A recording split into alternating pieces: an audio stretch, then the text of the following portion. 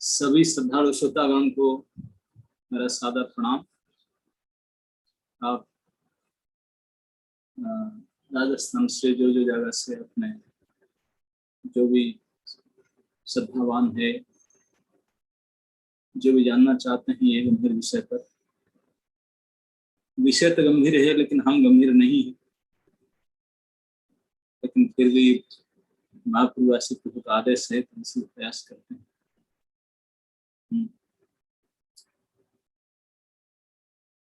भागवत में एकादश स्कंद में एक महत्वपूर्ण श्लोक है, भयं द्वितीय अभिनिवेश तस्यात् ईसात् अपेतस्य विपर्जय स्मृतिः तन्माययातो बुध आवचेतम् भक्तेक एसं गुरुदैवतात्मा। तो उसमें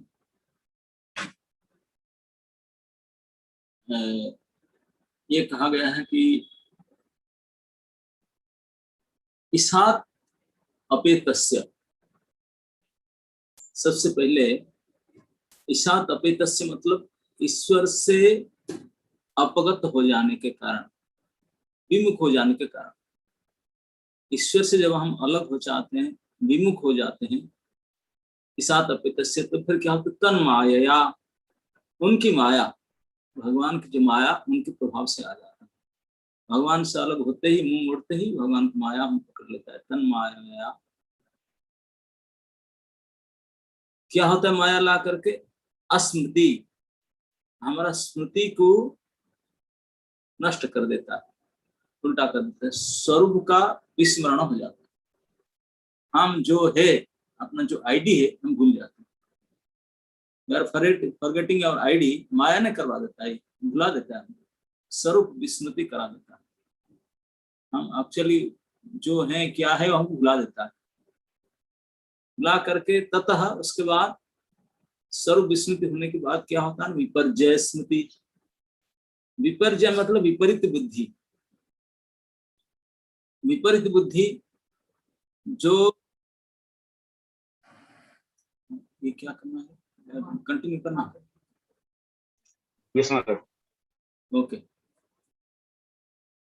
तो विपरीत बुद्धि मतलब हम भगवान के नित्य दास होने के नाते, भगवान के साथ हमारा नित्य संबंध होने के नाते, हम सभी जीव भगवत कर्म, भगवत सेवा, भगवत प्रसन्नता से ही हम प्रसन्न होना, यही हमारा असली स्वाभाविक स्वर्गगत लक्षण और कर्म है।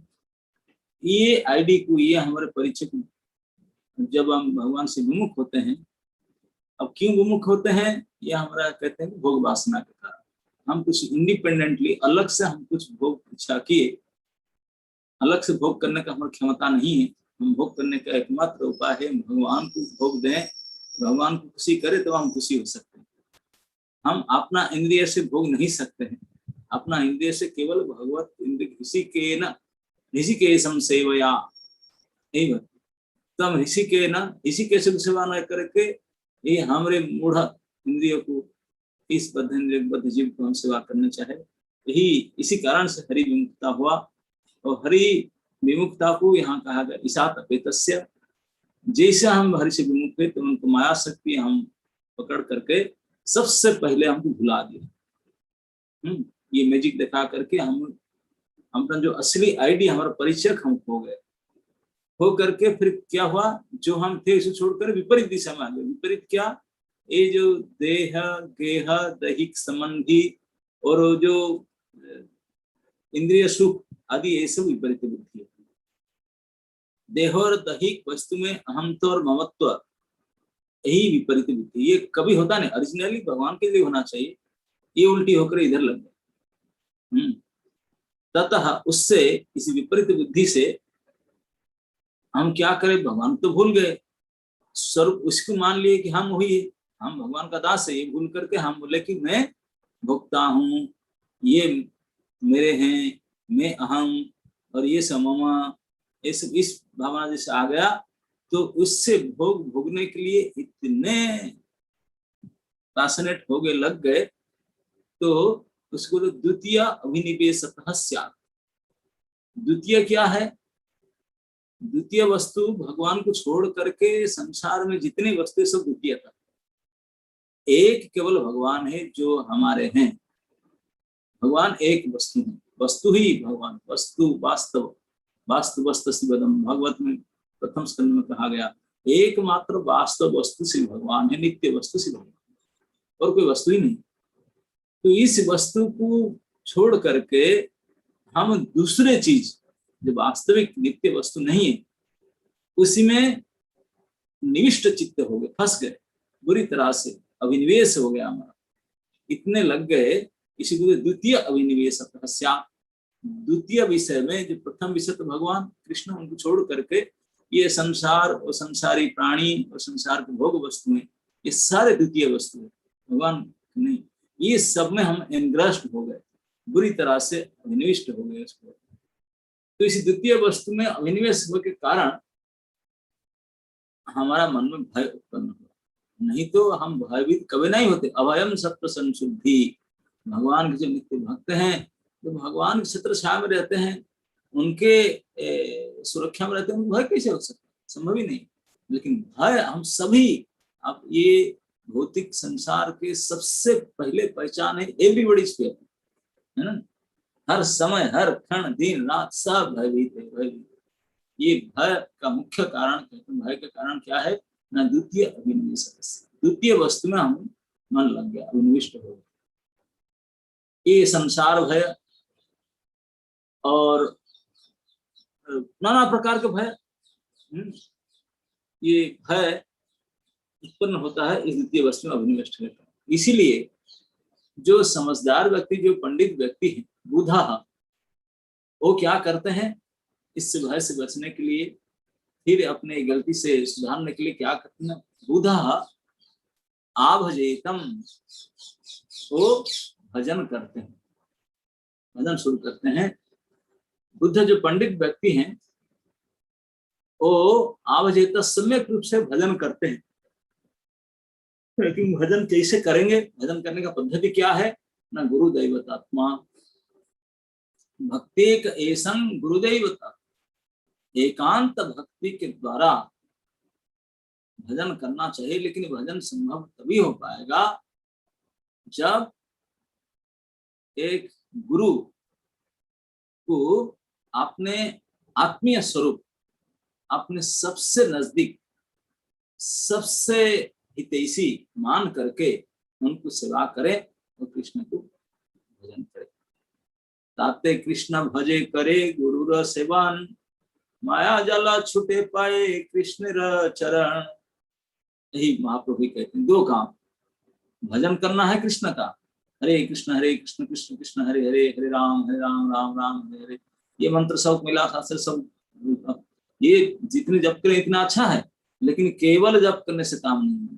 तो इसलिए भगवान कहते हैं ना, ताते कृष्ण भजे करे गुरु र सेवन। अब भज और सेवा दोनों एक ही बात है, लेकिन यहाँ भज जप के लिए कहा गया, भजन के लिए हम इसको मानते हैं। और गुरु को भजन नहीं, गुरु को सेवा करो, क्योंकि हम भगवान को भजन, भगवान को सेवा करना चाहिए था, लेकिन भगवान को हमारे जैसे नालायक से सेवा की आवश्यकता पड़ी नहीं, कोई सेवा की आवश्यकता नहीं ना, हमारे पास सेवा करने का मुझे होता। तो दोनों ओर से बन नहीं सकता, तो हमारा उद्धार होगा कैसे? उद्धार होगा कैसे? तो भगवान बोले देखो तू नालायक है, मेरे से, तेरे से तो कुछ बनेगा नहीं ना, तू लायक है ना, मैं तुझे डिपेंड करता हूँ, तो इसलिए कल्याण कैसे होगा सेवा के बिना? बोलते हैं कल्याण के लिए मैं कुछ अपना आदमी भेजता हूँ, रिप्रेजेंटेटिव। तो इसलिए गुरु जो होते हैं एक कृष्ण के प्रतिनिधि होते हैं। कृष्ण यदि कृपा करें कोनो भाग्यवाने, गुरु शास्त्र आत्मा रूपे सिखान आपन। कृष्ण अगर किसके ऊपर कृपा करना चाहते हैं तो कैसे कृपा करते हैं? गुरु रूपे कृष्ण कृपा करे ना भक्त गणे, तो भक्तों के ऊपर कृष्ण डायरेक्ट कृपा कभी नहीं करते, गुरु उनके प्रतिनिधि के थ्रू प्रॉपर चैनल उनके द्वारा कृपा करते हैं। तो इसी श्लोक में ये नवयोगेश्वर में एक कहते हैं कि परमेश्वर से विमुख जीव को उनके माया अपने स्वरूप की विस्मृति करा देती है और उसके कारण उनके देह में आत्माभिमान उत्पन्न हो जाता है। देह इंद्रिय आदि में अभिनिवेश होने से उनका अंदर भय उत्पन्न होता है। अतएव जो ज्ञानी व्यक्ति गुरु में देवता बुद्धि और प्रियता बुद्धि स्थापना करके अव्यभिचारिणी भक्ति के साथ परमेश्वर का भजन करे, परमेश्वर का भजन करे। तो ये भगवान सीधा सीधा इसमें भजन का रहस्य बताते हैं कि अगर कोई गुरु के आश्रय ग्रहण नहीं, इसलिए रूप गोस्वामी भी भक्ति रसामृत सिंधु में भक्ति के अंग में सबसे प्रथम अंग में आदो गुरु पदाश्रयम, आदो में बिगिनिंग, सबसे प्रथम होना चाहिए। ये केवल भक्ति व आध्यात्मिक ज्ञान की बात नहीं है। आप लोग सब पढ़े लिखे आदमी हो, बहुत सारे, हमसे तो कई ज्यादा ही आप लोग हैं भौतिक ज्ञान में भी, तो आप सभी एक्सपीरियंस ने, आपको अच्छी तरह से पता है किसी भी चीज आप सीखना चाहेंगे, चाहे कुकिंग करना सीखना चाहेंगे, झगड़ा करना सीखना चाहेंगे, गाड़ी चलाना सीखना चाहेंगे, कंप्यूटर सीखना चाहेंगे, खेल सीखना चाहेंगे, एक्सरसाइज करना चाहेंगे, कुछ प्राणायाम करना चाहेंगे, anything you want to do, कुछ भी आप करना चाहेंगे, कोई एक उस्ताद तो होना चाहिए जो आपको गाइड करे, जो आपको बताओ, है ना? नहीं, एनीथिंग, ऐसा कोई चीज हुआ जो बिना किसी के गाइडेंस से, बिना किसी के निर्देशना से, बिना किसी के सहायता से हम अपना आप कर लेते हैं? नथिंग। ABCD ओ भी कोई हाथ पकड़ कर लिख पाता है। खाना खाना हमारा स्वतः वो भी कोई खिला देता है, हाथ पकड़ खिला, मुंह में चम्मच से स्पून फीडिंग नहीं करते हैं, तब जाकर पढ़ते। एनीथिंग, अरे हमारे माता पिता को पहचानने के लिए माता जी पहचानती, ये पापा, पिता, डैड, डेड, जो भी वो सिखाना, एवरीथिंग। कोई ऐसा दुनिया में चीज नहीं है जो किसी के निर्देशना के बिना सीखा जा सकता है। जब इस सामान्य तुच्छ भौतिक कर्म को भी सीखने के लिए किसी की आवश्यकता जरूरी है, तो ये दिव्य क्रिया है, आध्यात्म क्रिया है। ये सीधा हमारे शरीर से नहीं, इस संसार से नहीं, कोई इंद्रियों से नहीं, कि व्यक्ति से, वस्तु से नहीं, सीधा परमात्मा और आत्मा के विषय की बात है। इसलिए अध्यात्म विषय से कहा गया। इस विषय में जहाँ हमारा जो नित्य स्थिति, हम आत्मा है, शरीर नहीं, शरीर से परे, जो शरीर तो मरता, जन्म होता, बूढ़ा होता है, लेकिन आत्मा से इसे कुछ दोष नहीं, बिल्कुल निर्मल, नित्य, अविनाशी, सच्चिदानंद अंश, चिन्मय अंश आत्मा, और जो परम चिन्मय भगवान परमात्मा, उन दोनों का जो संबंध है, इस बारे में हमको जाने और हम नित्य सुख को, नित्य सुख की स्थिति को प्राप्त करें। ये शरीर प्राप्त हो लिया, अभी कैसे यहाँ से निकल कर फिर हम अपने असली जो सुख ढूंढ रहे हैं, ये सुख तो मिल ही नहीं सकता, कितने जन्म लगा दिए, लेकिन वास्तविक हम नित्य सुख प्राप्त करना चाहते हैं, तो फिर इस नित्य स्थिति में हमको जाना पड़ेगा।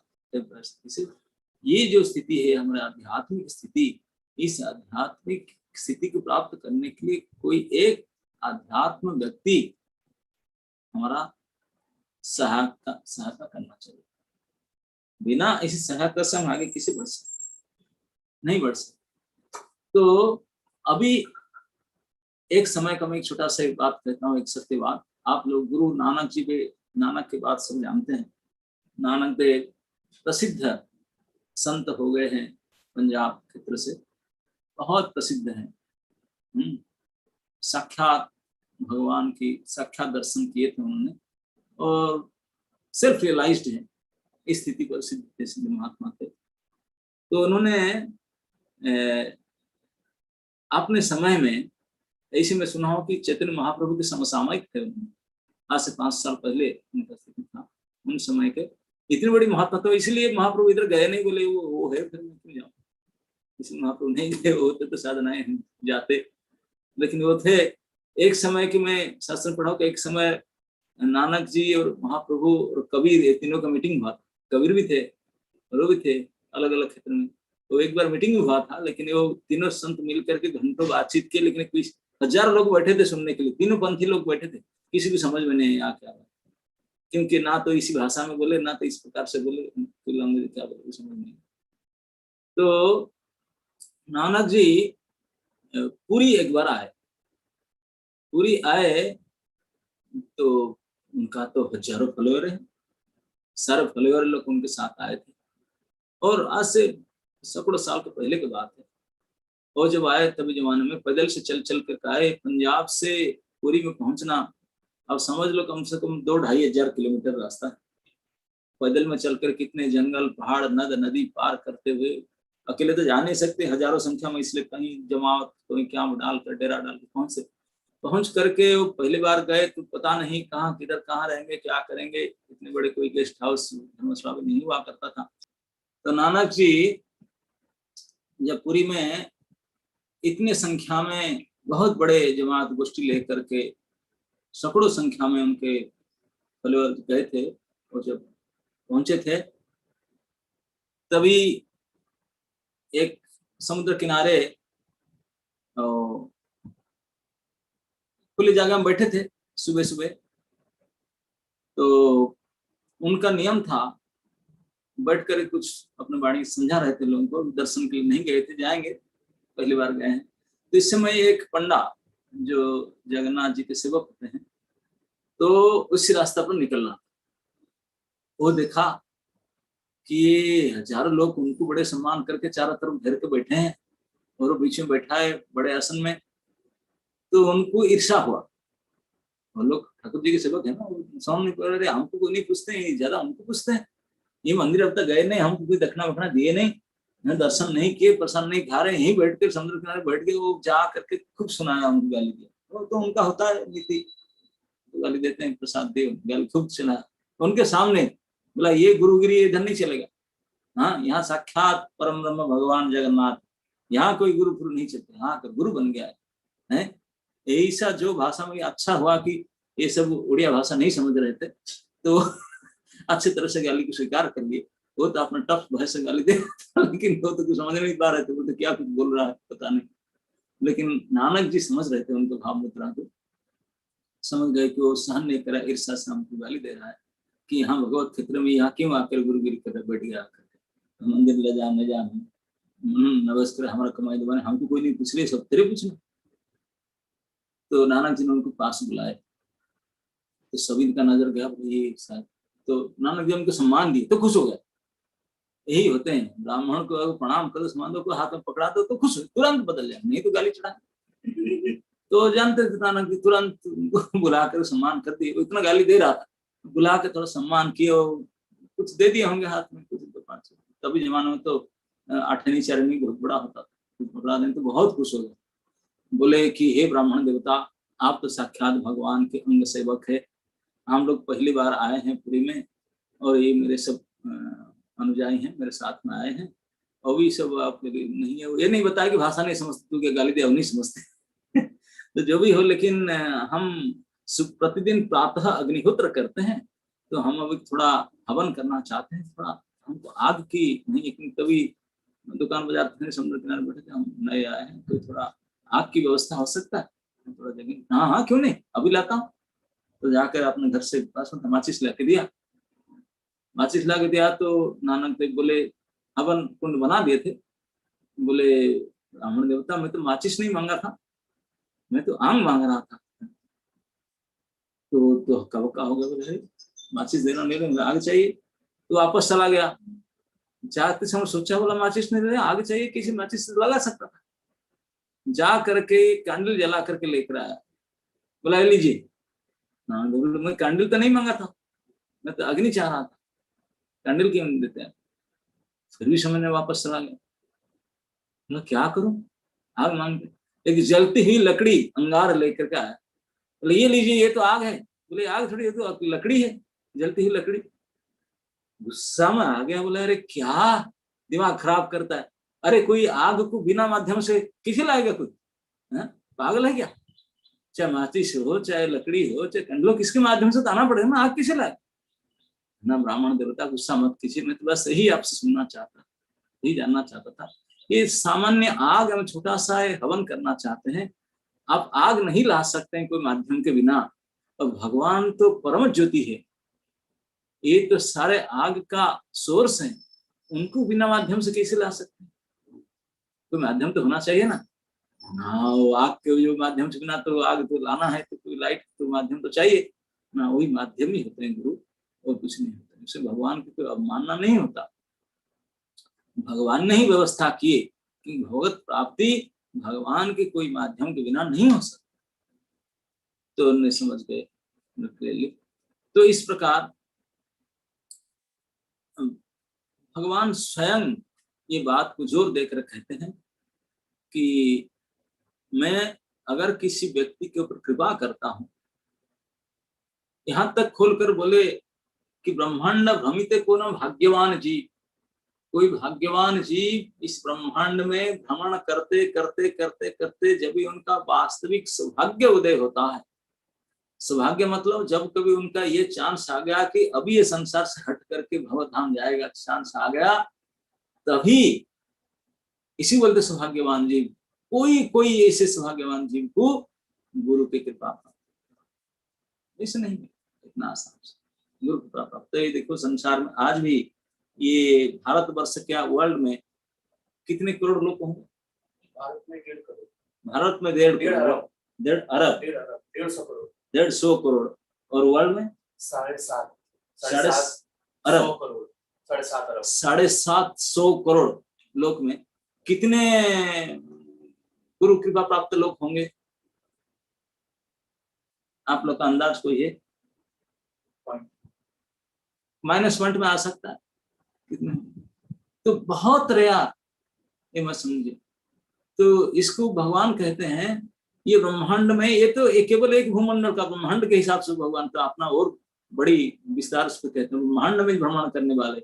हम तो केवल भारत और राजस्थान में भ्रमण करते हैं, ब्रह्मांड क्या भ्रमण कर देखे नहीं अभी तक भारत को। तो ब्रह्मांड में भ्रमण करने वाले जीव में कोई रेयर व्यक्ति जिसके ऊपर जिनका सौभाग्य की उदय हो गया, तो सबसे पहले उनको क्या होता है ना, गुरु की कृपा। तो इसीलिए शास्त्र गुरु कृष्ण कृपाते, गुरु का कृपा होता है फिर कृष्ण की कृपा होता है, दोनों का मिलित कृपा से उनको भक्ति का एक सीड प्राप्त होता है। You'll get a seed। Seed जीवन का सिद्धि नहीं है, गुरु का कृपा हो गया, कृष्ण की कृपा हो गया, दोनों के मिलित कंबाइंड कृपा हो गया, होने से आपको मिलेगा कि सीड। सीड लेकर क्या करोगे? लेकर खा लोगे, नहीं तो कोई रख लोगे, फ्रिज में के रख दोगे, वो कीड़ा खा जाए, खत्म हो जाए। नहीं, बीज की लेकर हम साइड कर रखने के लिए, फ्रिज में रखने के लिए नहीं, बीज जो दिया जाता है तो बीज को बोने का काम करना, बीज वपन करके उनको पोषण करना है, ग्रो करना, खेती करना।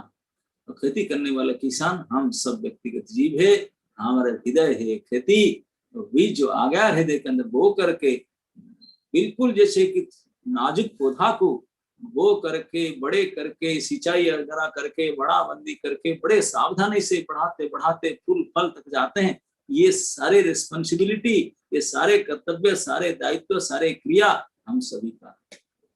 ये कब शुरू होता है? जब गुरु एंड कृष्ण की कृपा प्राप्त हो चुकने के बाद। अधिकांश लोग सोचते हैं तो गुरु बना लिया, गुरु का दीक्षा हो गया, कृष्ण को ये हो गया, नाम हो गया, अब तुम्हारा काम चल, तो गुरु करेंगे अपने। गुरु कुछ नहीं करने वाला, करना आपको है। वो तो केवल सीड दे दिए, खत्म। बीज देने के बाद वो किसान नहीं बनते, किसान आपको बनना है, खेती आपको करना है, सारे दायित्व आपके। आप जब नहीं बोया तो गया, अगर वो भी दिया, पेड़ उग भी गया, कोई भेड़ बकरी आकर खा गया तब भी गया। कितने पग पग पर उस बचा बचा करके फल फूल तक लेकर जाना, ये हमारे रिस्पॉन्सिबिलिटी, हमारे दायित्व है। ये शास्त्र कहते हैं, भगवान कहते हैं। तो लेकिन ये कृपा ही तो नहीं मिलता, और जो मिला है वो भी उसको बढ़ा नहीं पाते, कृपा पाकर भी इसको मिसयूज करते हैं, पाकर भी मिसयूज करते हैं। ये और भी दुख की बात है। क्योंकि कई करोड़ों करोड़ों करोड़ों से किनको प्राप्त होता है, तो प्राप्त होकर भी उसको हम मिसयूज करें, अरे रे रे तो और महादुख, और महादुख। तो इसलिए अनंत कोटि जन्म से अनंत करोड़ों बार इस इंद्रिय सुख हम भोग कर चुके हैं, इसीलिए हमको कोई सिखाना नहीं पड़ता। इस सब जो भौतिक सुख, जो संग सुख है, जो भी सुख हम मानते हैं भौतिक संसार में, ये सुख के लिए कोई हमको ट्रेनिंग नहीं देता। जैसे 16-17 साल के होते हैं अपने आप अभिज्ञ बन जाते हैं, कोई बताना नहीं। क्यों? अरे we have million years of experience, past experience, million years. सांप बने यही काम किए, चूहा बने यही काम किए, हिरण बने यही काम किए, जो प्राणी बने यही तो करता है, बाकी कुछ नहीं किया। हरे कृष्ण कभी नहीं जब फास्ट टाइम करने इसलिए नहीं आता है, इसलिए कथा सुनने से हर नींद आता है, बाकी नींद नहीं आ जाए, क्योंकि वो काम तो मिलियन टाइम, मिलियन प्रकार शरीर वैरायटी बड़ी लेकर किए, मिलियन वैरायटी से बड़ी से मिलियन प्रकार मिलियन टाइम्स कर चुके, तो इसलिए इसको क्या सिखाना पड़ेगा? सो एक्सपीरियंस, क्या बताएगा? तुम क्या बताओगे? केवल शरीर साथ नहीं देता, नहीं तो देखता तुम क्या। तो ऐसे सब एक से एक अभिज्ञान है, तो उसको सिखाना नहीं, केवल सिखाना पड़ता है, क्योंकि जो अब करोड़ों अनंत जन्म से नहीं कर पाए, जो हमारा करना केवल इसी शरीर करना योग्य काम, इन्हीं के लिए हमको मन बुद्धि इंद्रियां दिया गया, शक्ति सामर्थ्य दिया गया, यही केवल उसी को नहीं कर पाए। तो उसको याद दिलाने के लिए और उसको करवाने के लिए उनको तत्वावधान से देख करके कहीं गलती तो नहीं कर रहा, हाथ पकड़ कर करवाने के लिए, जिसको गाड़ी चलाते समय, साइकिल चलाते समय, लिखते समय, पढ़ते समय, कुछ भी करते समय कोई तत्वावधान से सिखा करके हम करवा देता है कोई उस्ताद, कोई सहायक। ठीक इसी प्रकार कोई सहायक होना चाहिए, वो सहायक अपने परम हितैषी, वो जैसे हितैषी ऐसा तो हमारे माँ बाप भी नहीं हो सकते। एक समय श्री श्रीमद गौर गोविंद गोस्वामी महाराज को एक प्रवचन में एक सज्जन ने प्रश्न किया, बड़ी शंका, तो बोले गुरुजी आप ऐसे कहते हैं, क्या आप लोग गुरुजन लोग क्या माता पिता से बड़े हो गए क्या? माँ बाप से बड़े हैं क्या? तो पूरा सभा में पछाओ।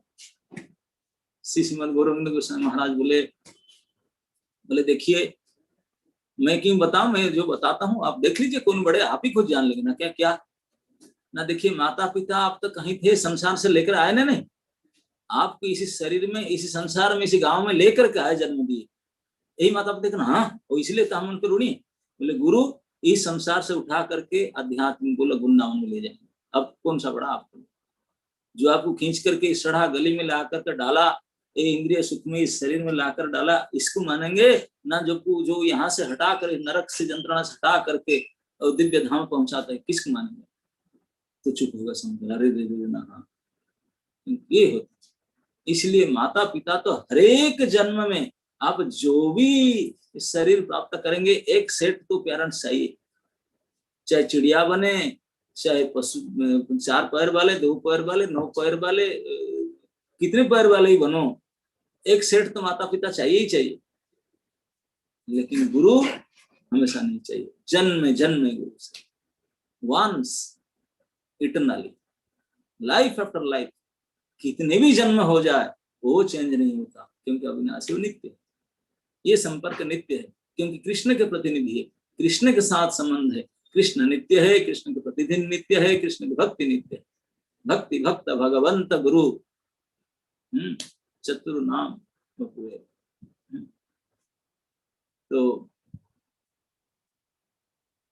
तो इसी प्रकार ये जो है सब इसी ग्रेड के हैं, ये सब नित्य कोटि के हैं, तो उनको इस भौतिक प्राणी की तरह नहीं मानना चाहिए।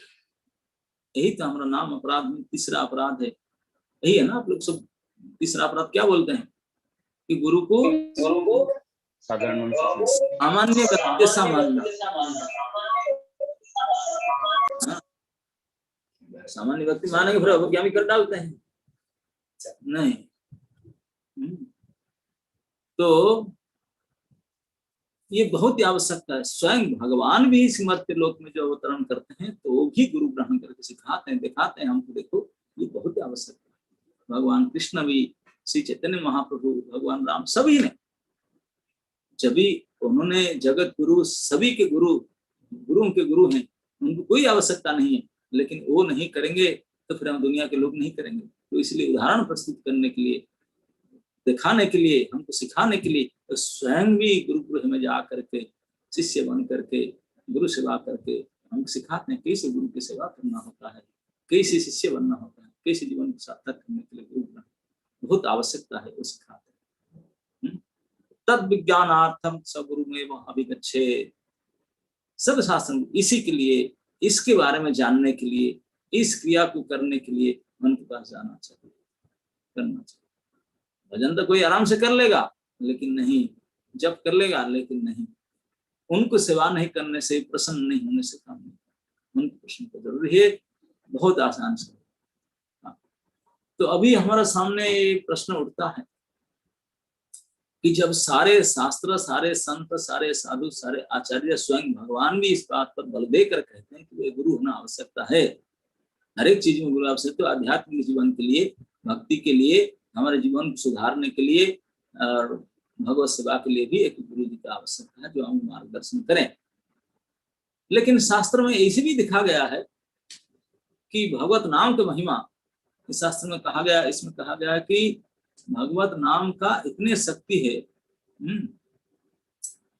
जिह्वा स्पर्श से आचांडले उद्धारे, दीक्षा पुरस्चरण विधि अपेक्षा ना करे, दीक्षा पुरस्चरण विधि अपेक्षा ना करे, जिह्वा स्पर्श से आचांडल, चांडाल से लेकर के ऊपर तक कोई भी प्राणी को जिह्वा में स्पर्श करना मात्र से, कृष्ण राम जिह्वा में उच्चारण होने मात्र से, कितने भी चंडाल डिग्रेडेड पर्सन हो, किसी अपग्रेड पर्सन हो, उनका उद्धार तो हो जाएगा। इसके लिए कोई दीक्षा की जरूरत नहीं, पुरस्चरण की जरूरत नहीं, गुरु का जरूरत नहीं, कोई जरूरत नहीं। नाम itself is so powerful, just by chanting once आपको उद्धार कर देगा, इतने शक्ति तो नाम का है, ये प्रामाणिक शास्त्र में पता चलता है। तो फिर कई भक्त हमारे ये बात बोले, प्रामाणिक शास्त्र, आप ही के शास्त्र में, वैष्णव शास्त्र में ये लिखा गया है कि नाम का इतने अशेष शक्ति है कि चांडाल से भी गिरा हुआ व्यक्ति जिह्वा स्पर्श करने से ही हमको उद्धार कर देता है, इतने अपग्रेड कर देता है। तो फिर हम दीक्षा क्या क्यों ले भाई, गुरु क्यों पेशन क्यों बना? सच बात है, शास्त्र वाक्य को हम नहीं करेंगे। शास्त्र में कहा गया नाम की शक्ति है, नाम को जप करके उद्धार पाने के लिए नाम उद्धार करवा देगा आपका, निश्चित रूप से नाम की शक्ति, उसमें कोई संदेह नहीं, उसके लिए कोई दीक्षा की आवश्यकता नहीं है। तो फिर आप क्यों बात को कहते हैं? तो हम इसलिए कहते हैं कि हम उद्धार पाना नहीं चाहते। अच्छा, आप उद्धार पाना नहीं चाहते, उद्धार होकर क्या करेंगे? यहाँ भी तो दाल भात खा रहे हैं, वहां भी खाएंगे क्या? पर क्या चाहते हैं? हमारे जीवन की लक्ष्य क्या है ना? जो हमारे जीवन की लक्ष्य जो हम है वही होना चाहिए। जब तक ये नहीं होंगे उद्धार होकर करेंगे क्या? भाई तुम बंधे हो, कोई आकर खोल दिया, बैठे हुए इधर से, अभी भी ऐसे बैठा है, खोल दिया तभी बैठा है, रस्सी में स्टील में चेन रगड़ कर बांधा था, ये बैठा, तो सब काट कूट खोल दिया तभी बैठा। तो बंधे से खुलने से मतलब क्या है? उद्धार होने, मुक्ति, दैट उद्धार।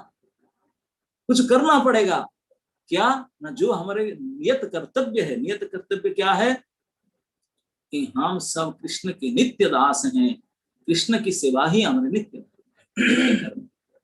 एकमात्र जब कृष्ण के कर्म, कृष्ण की सेवा नहीं करोगे तो उद्धार हुआ करके व्हाट इज द गारंटी? क्या उद्धार? मुक्ति हो गया कि फ्री हो गए, उद्धार what is true of it? क्योंकि कुछ कर नहीं रहे हैं। करने का तो केवल एक ही काम है, we all are meant to serve God, very servant। तो इसलिए भगवान की सेवा करने के लिए कोई सेवक से ट्रेनिंग लेना चाहिए। अगर केवल उद्धार पाना चाहते हैं, रस्सी खोलना चाहते, तब गुरु दीक्षा की जरूरत नहीं है, नाम करो उद्धार हो जाए। लेकिन उद्धार होकर करेंगे क्या? तो इसलिए वास्तविक मुक्ति है, हमारे आचार्य कहते हैं, मुक्ति ही अन्यथा रूपम स्वरूपेण अवस्थित। मुक्ति का असली अर्थ है आपने स्वरूप में स्थित हो जाना। आपने स्वरूप के है क्या है ना? जीवेर स्वरूप है कृष्ण, कृष्ण का इटरनल सर्वेंट है। मैं तो हमेशा ये बात कहा करता हूं कि अभी पूरे विश्व में जितने नवयुवक हैं पढ़ाई लिखाई करते हैं, जो भी चाहिए, जो भी सब्जेक्ट में जो पढ़ रहे हैं, कॉलेज में स्कूल में पढ़ते हैं, एवरीबडी, सभी का 99% 9 लोगों का लक्ष्य रहता है पढ़ते इसलिए कि जॉब पाने के लिए, नौकर बनने के लिए, है ना? नहीं, सर्विस ओरिएंटेड एजुकेशन। जब नहीं मिलेगा तो सुसाइड कर डालते हैं, क्या तो जब पाने के लिए। लेकिन मैं ये कहता हूँ, जब पाने के लिए इतने मर रहे हैं क्यों? अरे आपका परमानेंट जॉब तो है। हाँ सर, जॉब कहाँ लगे ही नहीं अभी तक, शादी होने का चक्कर आ गया, अभी तक जॉब नहीं लग रहा है, तैयारी कर रहा हूँ, एज हो गया, शादी कोई कर भी लिए है लेकिन जॉब नहीं लगा, कहीं नहीं जॉब लगा, परमानेंट जॉब तरह है। हाँ ना, ऐसे जॉब उसको छोड़ भी नहीं सकता, वो ऐसे जॉब है, उससे रिटायरमेंट भी नहीं ले सकता, कि रेजिग्नेशन नहीं दे सकता, नहीं, इसे कैसे जॉब है? प्राइवेट है ना गवर्नमेंट? अरे गवर्नमेंट क्या, सेंट्रल गवर्नमेंट से ऊपर वाला, तो सेंटर स्टेट फेड कुछ काम नहीं करता, ये तो परमानेंट जॉब। क्या? क्योंकि कृष्ण नित्य दास, नित्य शब्द का अर्थ ही यही होता है जो कभी उसे रिजाइन भी नहीं दे सकते हैं, कि रिटायरमेंट भी नहीं ले सकते, नॉट पॉसिबल। अरे आप नहीं ले सकते, वो आपको छोड़ भी नहीं सकता, वो भी नहीं दे सकता, जाओ निकल जाओ यहाँ से, वो भी नहीं निकाल सकता, नो, वो नित्य प्रभु है, वो भी निकाल नहीं सकता, वो हम निकल भी नहीं सकते। ये इससे इटरनल परमानेंट जॉब होते हुए भी हम जॉब के लिए मर जाते हैं। काहे के प्रयास करते हैं जॉब के लिए? हमारा जो जॉब था परमानेंट इटरनल जॉब, इसको करो ना। वो जॉब को जब नहीं करेंगे, उस जॉब को छोड़ करके संसार में करोड़ों जॉब कर लो, शांति सुख कदापि प्राप्त नहीं हो सकते, सेटिस्फाइड कभी नहीं हो सकते। जब उस ओरिजिनल जो आपके जॉब है, जो आपके असली आप नौकर, जो आप काम करना, उसको शुरू कर दो, तो आप वास्तविक सुख और शांति को प्राप्त करो, नहीं तो असंभव, असंभव। भयभीत रहोगे, अशांति रहेंगे, दुखी रहेंगे। ये सभी भय से, अशांति से, टेंशन से, सबसे उठ करके आत्यांतिक सुख प्राप्त करना है, तो ही एक उपाय, वही जो हमारा परमानेंट जॉब है, उसमें ज्वाइन करो। ज्वाइन करके पहले तो थे, अभी बदमाशी करके छोड़ दिए, मुंह मोड़ दिए, तो उसको फिर सार गलती हो गया, अब वो थोड़ा डांट पांट करेंगे, जो भी हो, फिर ज्वाइन कर लो। Join your original job, your permanent job, eternal job, permanent भी वर्ड कम पड़ेगा, इटरनल जॉब, इसमें जॉब ज्वाइन कर लो, और कुछ नहीं। तो इसलिए मैं कहता हूं कि कोई भी प्रकार आपका गुण हो, कृष्ण को उसी गुण के द्वारा आप प्रसन्न करो, सेवा करो, उनको प्रसन्न करने का प्रयास करो। जो भी आपके पास भगवान ने दिए हैं, जो भी गुण दिए हैं, इससे प्रसन्न करो भगवान, वही उपाय। ऐसे कथा आता है रामायण में कि गिलेरी ने जब भगवान राम के सेतु बन रहा था, तो जा करके बोला मैं भी सेतु काम करूंगा, मैं भगवान की सेवा करूंगा। अरे तेरा अंदर काम करने का क्या क्षमता है? तो गिलेरी है, वो सेतु चल रहा है, यहाँ एक एक हाई पावर मंकी जो कई टन के पत्थर ला करके डालते हैं, ये क्योंकि आजकल ये जो 20-25 चक्के वाले ट्रक लोड होते हैं, ये ट्रक से तो बहुत पावरफुल होते हैं मंकी, वो तो एक एक पहाड़ उठा लाते हैं, वो तो बेचारे कुछ 10-12 टन लाते हैं। वो जेसीबी बुलडोजर सब फेल उनके सामने, दे आर सो पावरफुल। तो एक एक पहाड़ उठा उठा कर लाकर डालते हैं। ये कि गिल्लेरी स्क्विरल, वो बोलता है मैं भी करूंगा, और आया करने के लिए अरे क्या करेगा वो, तो आधा किलो क्या 100 ग्राम भी उठा नहीं सकता। और समुद्र में कुछ नहीं, वो मैं समुद्र सेतु में भाग लिया, जाकर सेतु बंधन कार्य में भाग लिया।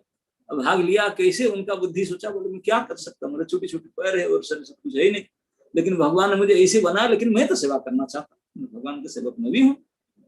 तो क्या क्या उनके शरीर से ही केवल बन सकता था, जाकर सबके सामने समुद्र के पानी में डूब गया, पानी में डूबा और उठ गया किनारे में, अपने शरीर को डुबा करके ऊपर आ गया, आकर रेत था, रेत में लेट गया। तो शरीर में कुछ 10-20 ग्राम रेत लग गए, 20-25-50 ग्राम रेत शरीर में, गिल्ला शरीर में लग गया। इसको जाकर पानी में झाड़ दिया, फिर डुबकी लगा, शरीर को डुबा कर फिर में रेत में लौटा। हाँ, और यही काम चल रहा था उसका, बारंबार अपने शरीर को गिला करके रेत में लौटा करके, और रेत को जाकर पानी में, समुद्र में झाड़ रहा था। अभी आप लोग सोचिए अगर वो गिलेरी अनंत कोटि जन्म तक ऐसे करते रहे, वो समुद्र में बांध बन जाएगा? समुद्र के किनारे में बालू को समुद्र में डाल करके समुद्र के बांध बना सकता है? क्योंकि बाहर से मिट्टी नहीं, वही किनारे उन्हीं के रेत को लाकर उन्हीं में डालते हैं डाल कर।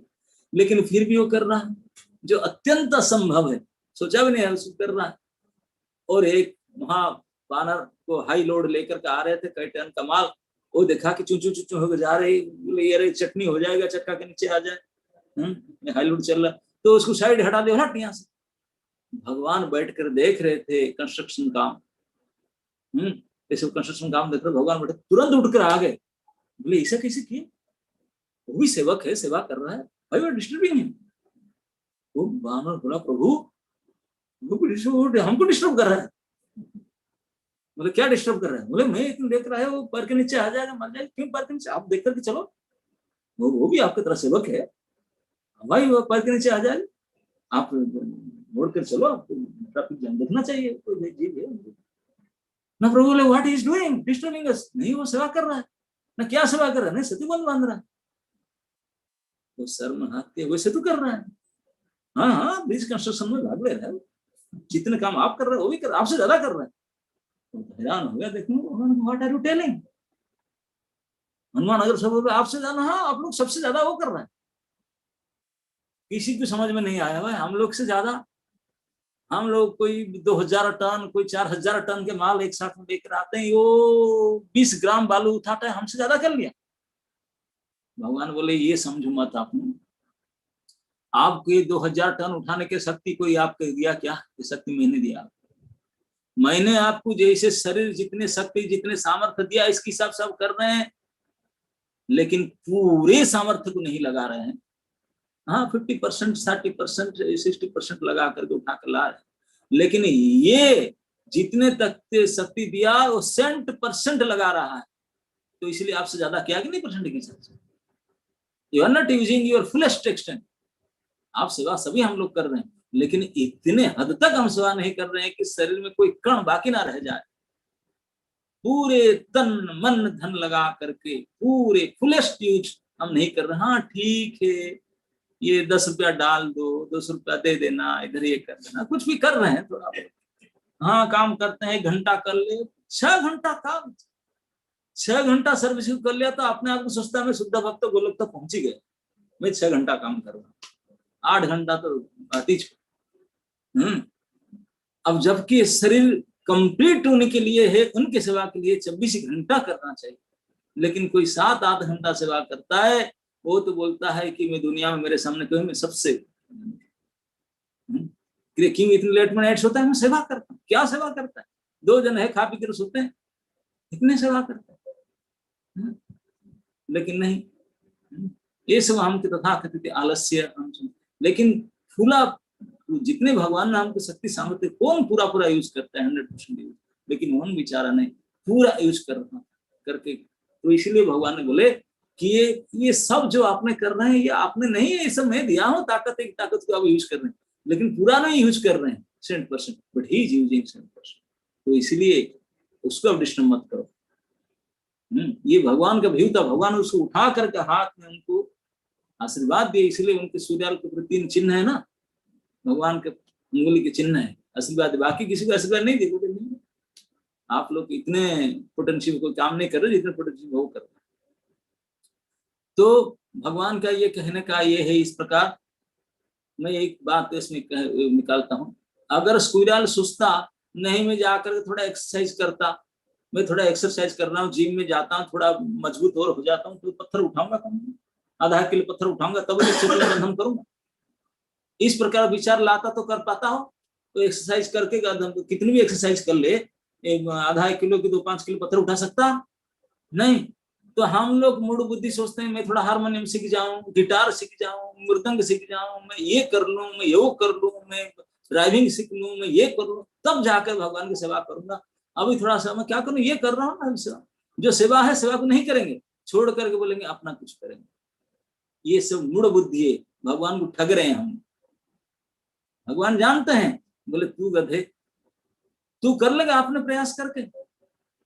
इसीलिए शास्त्र कहता है मौकं करोति वाचालं पंगुं लंघयते गिरिं भगवान कृपा करेंगे, एक मूढ़ को भी, मूक व्यक्ति को वाचाल करने में एक -सेकंड लगेगा, इमीडिएटली कैन डू इट। पंगु व्यक्ति को पहाड़ भी लंघ कर जा सकता है, भगवान चाहे तो कर सकते हैं, बड़ी बात। लेकिन हम भगवान के भरोसा में अपने बल भरोसा पर करेंगे, ये हमारे मूर्खता है और कुछ नहीं। कि हम ये हो जाएगा तभी करेंगे, हो जाए तभी करेंगे, अरे हो जाएगा क्या? भगवान चाहेंगे तो होने में तो 1-आधा मिनट में हो जाएगा। तेरे अंदर जो गुण चाहता है, क्षमता चाहता है, भगवान अगर देना चाहेंगे इन मिनट, उनको क्या डाउनलोड कर देंगे आपके अंदर, अपने आप आ जाएगा, आपको कुछ नहीं करना पड़ेगा। जो बनना चाहता है वो भगवान को कुछ भी टाइम लगेगा आपको बनाने के लिए, लेकिन हम अपने बलबूते पर बनना चाहेंगे, मरी जाएंगे, कई बार जीवन लेकर मर जाए, कुछ नहीं होता। तो इसलिए भगवान के भरोसे में रहना चाहिए, वो चाहे इन matter of second he can make us. तो इस प्रकार हम भगवान को धोखा नहीं देकर के लग जाना चाहिए, this is our eternal permanent job में लग जाना चाहिए। तो लेकिन लगने के लिए हमको इस प्रकार से काम लगाने के लिए हमको एक गुरु चाहिए, जो हमको इस प्रकार सिखाएगा, प्रेरणा देगा, उत्साहित करेगा, और कहीं गड़बड़ी होने से सुधारेगा, हाथ पकड़कर करवा लेगा, और हम ये करते करते उनको सेवा करते रहेंगे, तब भगवान प्रसन्न होंगे। भगवान खुश हो जाते हैं जब कोई भगवान के भक्त को हम सेवा करते हैं। तो अभी हमारे पास सबकी समस्या आता है कि ये सब समझ में आ गए, गुरु की जरूरी है, लेकिन हु विल बी द गुरु? गुरु कौन है, कैसे, कहां से पकड़ ले, किसको गुरु बना ले, ऐसे तैसे? ये सबसे मेजर चैलेंज है सबके सामने, किसको बनाए। बाजार में जाओ तो गुरु के मार्केट तो बहुत बड़ा, जहां जाओ भरे हैं, डंडी मंडी भंगी संगी सब भरे पड़े, सब जैसे जाओ गुरु। कई गुरु तो जेल में जाकर फिर निकल भी गए, कई जेल में हैं, लेकिन फिर भी तो छोड़ते नहीं। तो जो भी हो, गुरु के बारे में शास्त्र में, गुरु के लक्षण, गुरु की योग्यता के बारे में शास्त्र में कई बात बताया गया है। तो हम अगर इसको, इस शास्त्र बात को, गुरु के लक्षण, गुरु की योग्यता का विचार करें, हमारे पास समझने के लिए योग्यता नहीं है, ना हम समझ पाएंगे ना कर पाएंगे। तो इसलिए इसी कलि पावन पतित पावन श्रीमन महाप्रभु श्री चैतन्य महाप्रभु ने इस कलियुग में जो भगवान स्वयं आए थे, उनने इस गुरु के विषय में चर्चा सनातन पाद के सामने हो रहा था। वो इतने बड़े राजमंत्री थे, इतने बड़े विचक्षण पंडित थे, गुरु के बारे में चर्चा हो रहा था। How do we select Shri चौमाट, हम गुरु को कैसे चयन करें, कैसे योग्यता कैसे देखें, क्या करें, उसके बारे में जानने के लिए जब चर्चा हुआ, और शास्त्र में कई बखान बताया गया, ये है, ऐसे होना चाहिए, ऐसे होना चाहिए, ये गुण होना चाहिए, कैसे देखे, कैसे जाने। भगवान चैतन्य महाप्रभु गुरु के definition so simple, short and sweet दिए।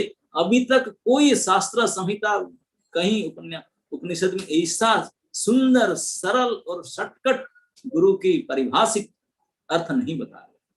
इतने सुंदर, simple, short and sweet definition गुरु का दिए, आप जानकर हैरान हो जाएंगे। हम भी सुनकर के पढ़ के हैरान हो जाते हैं, क्या भगवान ने कमाल की, इतने simple, so short and sweet, that's it.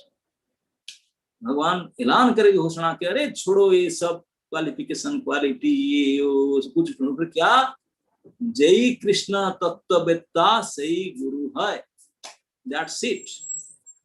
Final verdict of Shriman Shri Chaitanya Mahaprabhu, final verdict, बोले जय कृष्ण तत्ववेत्ता सही गुरु। ट्राई टू अंडरस्टैंड, समझ। भगवान कहते हैं जो कृष्ण की सेवा करता है, जो कृष्ण के लोक में गया, जो कृष्ण को ऐसे किया, पकड़ रखा, जानता है, ये सब कुछ नहीं किए। बोले जय कृष्ण तत्ववेत्ता, व्यक्ति शब्द का अर्थ है जानना, जो कृष्ण के तत्व को जानता है। अभी मानने का बात नहीं कहे, करने का बात नहीं कहे, क्योंकि पहले जानना होता है, फिर मानना होता है, फिर करना होता है, फिर वो करना होता है ना। भगवान चैतन्य महाप्रभु केवल बोले गुरु तो वो है जो कृष्ण के बारे में जानता है, जो जानता है। ये आप पहचानने में कोई दिक्कत नहीं है। आप बाजार में देखो, कोई जाकर सुन के पता चल जाएगा कृष्ण के बारे में सही से जानकारी किसका। भगवान यही बोले, वो ही इस गुरु, जय कृष्ण तत्ववेत्ता से गुरु। अभी तत्व तत्व शब्द से हमारा दिमाग खराब हो जाता है। भाई तत्व, ये तत्व, इसमें क्या तत्व है, इसमें ये जो तत्व भाई, ये भौतिक ब्रह्मांड में क्या तत्व है, जीव तत्व है, ये वृक्ष तत्व है, ये तत्व प्रकृति तत्व, ये सब तत्व नहीं। इस तत्व के बारे में भगवान नहीं कहते हैं। भगवान कहते हैं जो जय कृष्ण तत्ववेत्ता, वो कृष्ण तत्व क्या है। भगवान ब्रह्मा तक तो कह लिए स्तुति में, बोले कोवेति भूमन तत्व, तो आपको तत्व तो कौन जानेगा प्रभु, कोई नहीं जान पाएगा तत्व। लेकिन भगवान तत्ववेत्ता, कौन तत्ववेत्ता, तो भगवान स्वयं सरल भाषा में कहते हैं कि सारे वेद शास्त्र उपनिषद में भी यही इंगित करते हैं, तत्व यही है, बाकी कोई कॉम्प्लिकेटेड मैटर में मत जाओ। तत्व क्या है ना, कृष्ण ही संबंध, कृष्ण ही अभिधेय और कृष्ण ही प्रयोजन। यही तत्व सार, समस्त शास्त्र वांग्मय का एक निचोड़ डिसीजन। कृष्ण ही सबके सार है, उन्हीं के साथ संपर्क साधन करो, उन्हीं के साथ संबंध बनाए रखो। संबंध बनाने के लिए किसी के माध्यम से संबंध करो, कृष्ण से संबंध रखो, और कृष्ण की सेवा करने के लिए जो उपाय है उसको अभिधेय कहते हैं। भजन जप आदि से अभिधेय है, उपाय है। और लक्ष्य क्या है, कृष्ण प्राप्ति, कृष्ण प्रेम से सेवा करना, यही प्रयोजन है। यही तीन कृष्ण से साधित होता है, वही तत्व है। इसी की जो जानता है, जो आपको केवल बाकी कुछ नहीं बताता इधर उधर के बात, बोले भैया मैं हाथ जोड़ के बोलता हूँ, ये सब दुनिया के बात, बहुत सारे व्याकरण, ये बड़ी श्लोक, ये याद नहीं रहता, ये व्याकरण छोड़ो, कुछ नहीं, केवल कृष्ण ही तेरे हैं, तुम कृष्ण के हो, ये ही कृष्ण के नाम जपो, ये कृष्ण की सेवा करो, उनको भोग लगाओ, उनको प्रसाद पाओ, उनके लिए जियो, उनके लिए मरो, उनके लिए खाओ, उनके लिए नाचो, उनके लिए गाओ, everything do for him only, that's it. उनकी इच्छा के अधीन से अपना इंद्रिय चालना होना चाहिए। Everything what we are doing by his will and only for his pleasure. बस इतने जो जानता है, जो इतने समझता है, दैट्स इट, और कुछ नहीं चाहिए, इतना ही चाहिए। वेरी सिंपल शॉर्टकट, कोई कॉम्प्लिकेशन में जाना नहीं चाहिए, सिर्फ डायरेक्ट भगवान के मुखपद्म वाक्य भगवान। तो हम ज्यादा कॉम्प्लिकेशन डेफिनेशन को ये सब नहीं जाना चाहिए, सीधा सीधा केवल। और प्रभुपाद जी ने तो और सीधा बोलते हैं, कोई ऐसे प्रामाणिक परंपरा से कृष्ण भक्त को पकड़ लीजिए। कृष्ण भक्त अनेक है, कोई ऐसे कृष्ण भक्त जो आपको लगे, कृष्ण भक्त बहुत मिल जाएंगे, जो आपको लगे ये मेरा उनके साथ बैठता है, मैचिंग फिट बैठता है। मेरा भी 8 थ्रेड का क्या नट बोल्ट होता है ना, क्या बोलते हैं, साइज 8 होता है, तो हमारा जो साइज उनके साइज फिट बैठता है, मैचिंग होता है, बस इतना ही चाहिए। और बाकी भक्त से मेरा रेंज के, मेरा जो साइज है उनके साइज में मेरा 12 उनका 8 हो जाने से गड़बड़ हो जाएगा, कि मेरा 8 उनके 12 ऐसे नहीं। तो यही देख लो, भक्त तो बहुत मिलेंगे, लेकिन साइज आपका मिलता कहां से। मैंने जो आपसे खुल करके, जिससे दिल खुल करके बात कर सकते हैं, जिनसे निकल सकते, जिनको सेवा कर सकते हैं, अब मन लगता है मैं उनकी सेवा करना चाहता हूँ। और वो कैसे होना चाहिए ना, वो एक प्रामाणिक परंपरागत कृष्ण के समर्पित भक्त होना चाहिए। वो कृष्ण के लिए अपने आप को समर्पित किए हुए हैं और अपने गुरु को सेवा कर रहे हैं, जो भी प्रामाणिक परंपरा से कृष्ण की सेवा में लगे हुए हैं। कृष्ण में जो भक्तगण है, आचार्य गण है, कृष्ण से लेकर अस्मद गुरु पर्यंतम, कृष्ण से लेकर के वर्तमान आचार्य पर्यंतम, ये जो परंपरा है अद्यावधि, इस परंपरा में जो जुड़े हुए हैं, जो सेवारत हैं, इनमें से किसी को एक पकड़ लो जहां आपका साइज फिट हो, बस उनको सेवा करो। मंत्र तो एक ही है, किताब एक ही है, पढ़ना एक ही है, सुनना एक ही है, हरे कृष्ण करना है सबको, तो दूसरा कुछ करना नहीं। प्रसाद सबको खाना है, नाचना गाना सबको करना है, बाकी कुछ नहीं करना, लेकिन सेवा उनको करना। यही कहते ताते कृष्ण भजे करे गुरु र सेवन, माया जाल छूटे पाए कृष्ण र चरण। सेवा तो उनको करना पड़ेगा, भजन कृष्ण का करना पड़ेगा, तब माया के जाल से छूट करके कृष्ण चरण प्राप्ति होगी।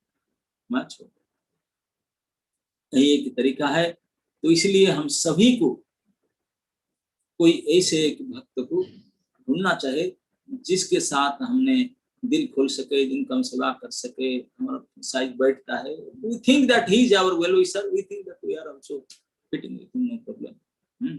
इस प्रकार से एक प्रामाणिक कृष्ण भक्त, और उनके बड़े ज्ञान हो, मोटे तगड़ा हो, पैसा हो, मृदंग बजाना जानता हो, गाड़ी चलाना जानता हो, गीत गाना जानता हो, एक कोई क्वालिफिकेशन नहीं है। केवल एक ही क्वालिफिकेशन, ये कृष्ण के भक्त होना चाहिए, कृष्ण के बारे में जानकर होना चाहिए। दैट्स इट, दैट्स इट, और कुछ नहीं। ऐसा कोई एक सज्जन कृष्ण भक्त को आपने हितैषी के रूप में वर्ण कर लो, वर्ण कर लो। वर्ण इसलिए करते हैं क्योंकि कृष्ण को वर्ण किए। कृष्ण हमारे इष्ट हैं, कृष्ण हमारे सेव्य हैं। उन सेव्य को सेवा करने के लिए एक सेवक के गाइडेंस चाहिए। वो सेवक भगवान है, गुरु सेव्य भगवान है कृष्ण। तो इसलिए कृष्ण सेव्य को प्रसन्न करने के लिए कृष्ण के प्रतिनिधि सेवक रूप में किसी एक को सेवा करना आवश्यकता है। उन्हीं की सेवा से कृष्ण प्रसन्न होंगे। कृष्ण खोलकर बोल दिए, मुझे प्रसन्न करना है तो फिर मेरे को भक्तों की सेवा करो, प्रसन्न, क्योंकि उनको सेवा की जरूरत है और उनको सेवा तो कर भी सकता है, और तुम मुझे सेवा कर ही नहीं सकता, ना मुझे जरूरत है। तो इसलिए ये बहादुरी मत दिखाओ कि मैं कृष्ण सेवा करूंगी, गुड फॉर नथिंग बाबा। कौन सा गाय के गोबर हो तो कृष्ण की सेवा करो, कुछ नहीं कर सकते। तो इसलिए भगवान कपिल देव भी भागवत कहते हैं, जो कोई कोई पुजारी लोग भगवान के अंग सेवा करते हैं, डायरेक्ट भगवान के श्री अंग की सेवा करते हैं, करते करते कभी उनके मन में भी आ जाता है बात, हम तो भगवान के डायरेक्ट श्रृंगार करते हैं, भोग लगाते हैं, उनके अर्चना करते हैं, उनको सब करते हैं। ये भक्त लोग क्या जा करके पिचिंग करता है, लाइफ मेंबरशिप करता है, कलेक्शन करता है, सब्जी करता है, ये क्या है, कुछ नहीं मानते। पर साधारण लोग भी उन्हीं की प्रणाम करते हैं, पुजारी हैं। लेकिन भगवान कहते हैं कि जो इस प्रकार भगवान में दृढ़ श्रद्धा रखकर सेवा करता है, लेकिन भक्तों के प्रति सम्मान सही प्रकार से नहीं है, उनका सेवा कैसा है ना, जैसे कोई राख में घी का आहुति डाले, समझ रहे ना। आग में घी की आहुति डालो तो जलेगा, आग जल नहीं रहा, केवल राख है। राख में स्वाहा स्वाहा घी तो डालो, क्या होगा? तो इसी प्रकार की भगवत सेवा का ही मूल्य हो जाएगा। ये यज्ञ बिल्कुल बेकार हो जाएगा। तो भगवान में श्रद्धा करने से पहले भक्त में श्रद्धा होना चाहिए। भगवत श्रद्धा से भक्तों की श्रद्धा और ज्यादा महत्वपूर्ण है। हमारे वैष्णव शास्त्र तो यहाँ तक कह गया, अगर भगवान को आरती भी करते हो, आप आरती कर ही रहे हो, कोई प्रगत भक्त को आ गए, वो आरती के ही छोड़ करके, आरती की छोड़ करके भागो, जाकर उनको प्रणाम करो, सम्मान करो, आओ भगवान को बाद में भगवान उसी में खुश होंगे।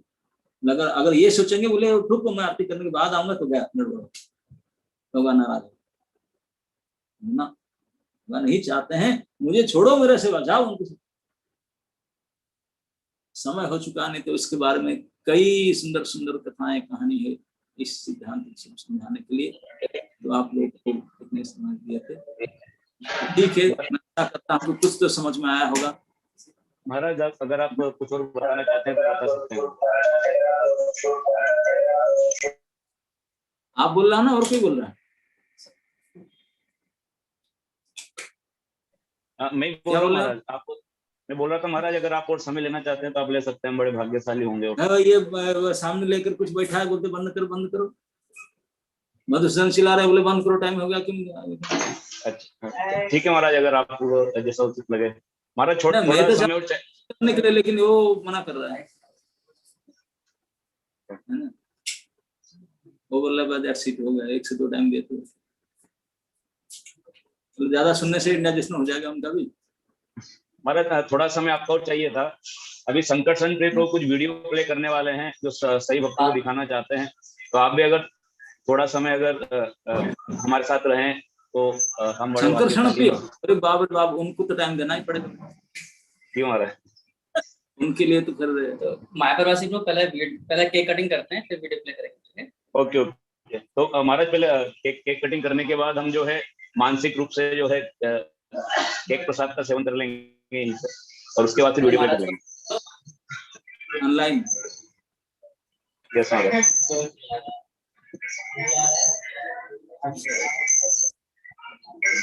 मैं सबको अनम्यूट कर सब लोग अनम्यूट हो सकते हैं सही वक्त, और हरे कृष्ण महामंत्र का जो है कीर्तन कर सकते हैं। हरे कृष्णा हरे कृष्णा हरे कृष्णा कृष्णा हरे कृष्णा कृष्णा कृष्णा हरे जो हमें दिखाई नहीं दे रहा महाराज को दिखाइए प्लीज। हरे राम राम राम हरे हरे, हरे कृष्णा